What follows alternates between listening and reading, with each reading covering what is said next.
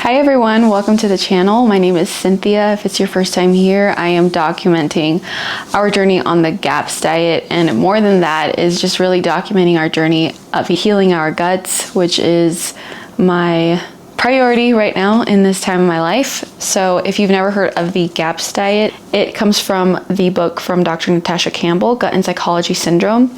And it is a diet that really focuses on healing and sealing the gut, rebuilding and repopulating the gut microbiome so that we can start to digest things normally again. And I have done the GAPS diet before, but because I was breastfeeding for so long, I wasn't able to do the intro because it causes a lot of detoxing, and I was breastfeeding and I didn't want all of that detox to be in my breast milk. So finally, after a couple of years, I could do the intro diet. So we are on week 2 of the intro diet, and I'm gonna walk you through what we ate the first week, how we felt, and just how things are going.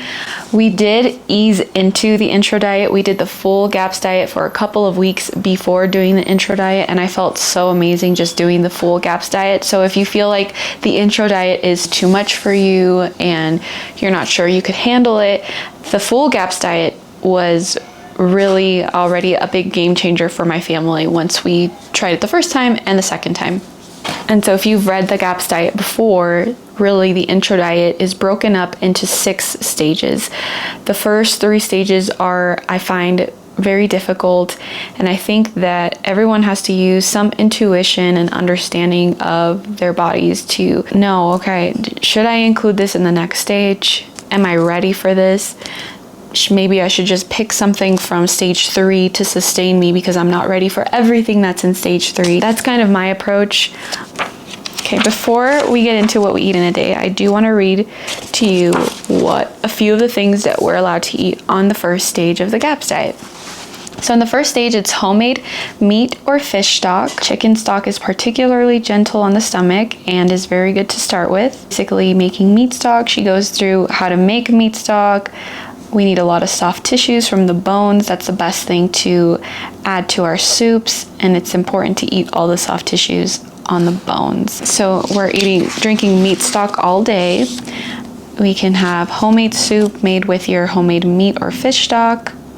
She lists some of the vegetables that you can eat, removing fibrous parts of the vegetables, the skins and the seeds, the stalks of broccoli and cauliflower, anything that's too fibrous, which will be more difficult to digest, probiotic foods. So basically, we start with 1 to 2 teaspoons a day for 1 to 5 days, and then increase as we go the juice of the probiotics that we make at home. The juices from fermented vegetables help you to restore normal stomach acid. There is a part here that talks about if you have diarrhea or constipation. If you are more leaning towards constipation, heavy on the fermented vegetable juice, but if you are dealing with diarrhea, then heavy on the fermented milk products, whey drip. And I'll talk about that in another video, but that's just something to keep in mind, which is why we did include some dairy probiotics. And always to do the sensitivity test first, which is putting whey, the yogurt, whatever, right here on your wrist, and seeing if there's any, okay baby, and seeing if there's any irritation or redness or itchiness. Then that means we wouldn't be ready for it, but everyone was fine with it, so we were able to add that. And teas. So that's it for the first stage. So now I'm going to tell you exactly what we ate in a day on the GAPS diet. We start the day always with a cup of water. Not cold. Room temperature for us right now is okay. It's not so cold here in Colorado. And then I will have either some apple cider vinegar or some aloe vera. That's not in this book. That's just something that has helped me in the past to properly digest, because I know that I have low stomach acid, and it's just something that makes me feel better, and so I decided to implement that. And we drink meat stock, and I always warm it up, make sure it's not too hot, add some probiotics, just a little bit. The first week you're just including a little bit of probiotics a day. this way the die-off isn't so severe. So we then have meat stock, and then I'd warm up a soup. That would be either beef soup or chicken soup. I will always choose beef over chicken, but because beef is so expensive, we've had plenty of chicken soup in the last couple of weeks, but I don't think I recorded any of that. And again, always including a probiotic in that. Bethany, gosh, I forgot her name, but she goes by Little Sip, but she would blend the meat and turn it into like a puree of some sort, which would make it really easy to digest. So for my son, I was cutting the meat into little pieces so that he would grab just one piece at a time and chew it really good. That's what we've all been practicing, is chewing our food a lot. I also had once a day a green tea and a ginger tea that I made from fresh ginger. My green tea was not fresh green tea. I just buy organic green tea.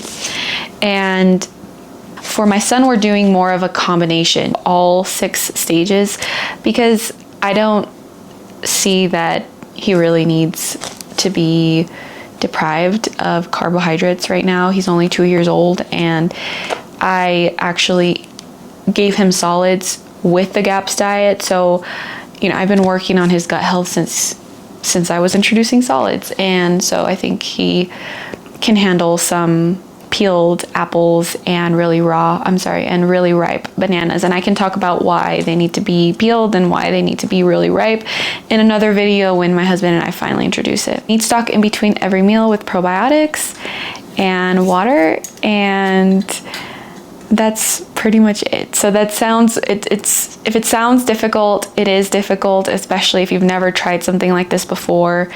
But ultimately, the goal is to give our guts the opportunity to rest and recover and rebuild and repopulate, which, it needs to rest. We can't constantly be giving it sugars and starches, which are sugars that are difficult to break down and make our guts work so hard. When it's already damaged. It needs time to rest and heal and recover. So I almost forgot to mention we are also taking liver capsules and vitamin C. Vitamin C is actually one of the vitamins that we cannot get from animal products. Though we get a lot of vitamins and nutrients from animal products, it's really important that we supplement vitamin C, which is why we take acerola powder. It provides us with over 200% of our daily requirement in one serving, and it's actually really easy and tastes good. It's just really sour. My little one eats it like candy. So I'm going to link that below for anyone who's interested in the acerola powder. Okay, so now how we feel and how we felt after the first week of being on the intro diet. So I did mention that we were on the full GAPS diet for a few weeks before we started the intro diet.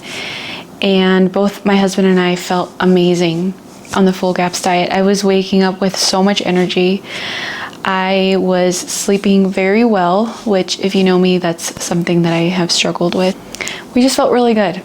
So coming from the full GAPS diet to the intro diet, immediately we were just so much more tired. And my husband was coming home from work just completely wiped out and going to sleep very early, which, now that the time has changed is a given, but also we were able to stay up and hang out and talk normally after my son went to sleep, but now it's just, we're both very tired, and I can see that we are missing out on the carbs, and we are still exercising. My husband's exercising more than I am. Okay, not yet, baby, not yet, okay? I'm almost done, okay? Yeah. But our cravings have been, you have to go potty? The cravings have been very hard. I think this is why I'm so, it's so important for me to give my son this food, because my son craves liver, probably because he's been having liver since he was a baby. And I don't crave liver, I crave chips and burgers and fries. So that part is hard, and I think it's made us both realize that we tie a lot of our emotions to food, and that I don't know if we can say that we're addicted to chips and junk food, but it sort of feels that way because we're constantly thinking about it and constantly talking about it. So we've both been praying a lot and asking God to just help us, to give us the strength because we're so weak. And really, I feel like God has really answered our prayers because both my husband and I have not been so emotionally low that we are at each other's throat or anything like that. We've been able to just empathize, and we're on the same page. We're going through the same thing. It is hard, but we're doing this together, and it's for a good reason. So that's week 1. And I think that now in week 2 has gotten harder. And I'll make another video on that and what we're eating on week 2. And I'm going to share a video also on why I am doing the GAPS diet. And I will share the full list of all things I'm allergic to and how I totally failed the egg sensitivity test for week 2. But my guys didn't, so I'm so grateful that they can have eggs. Anyways, I will see you all in the next video, and yeah.